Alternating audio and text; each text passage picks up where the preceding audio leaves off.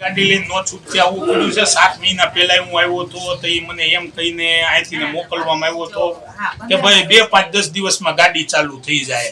3 number 5 number ને 7 નંબરમાં ગાડી કચરાની આવતી નથી।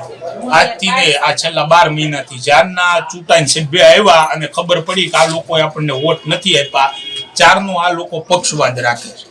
આ લોકોને એક જ ધ્યેય છે કે અમને મત આપો તો અમે કામ કરવી, બાકી અમે કોઈનું કામ કરવા રાજી નથી। કોઈ અધિકારી અહીંયા હાજર રહેતો નથી, પ્રમુખ સાહેબ કે ચીફ ઓફિસર સાહેબ કે અન્ય કોઈ હાજર રહેતા નથી। આજ એક જ એવી તક હતી કે જ્યારે એમને મળી શકે, એટલે અમારે આજ નો છૂટકે અમારે ગાડી ભરીને આવવું પડ્યું।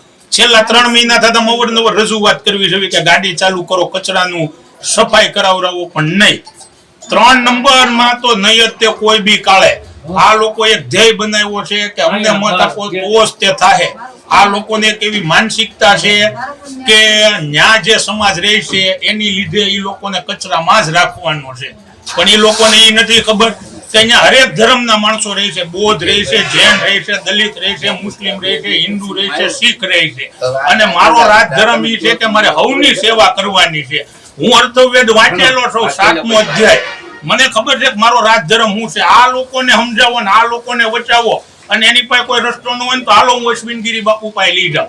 અશ્વિનગીરી બાપુ ટોપ બચાવ છે કે એનો રાજધર્મ શું છે।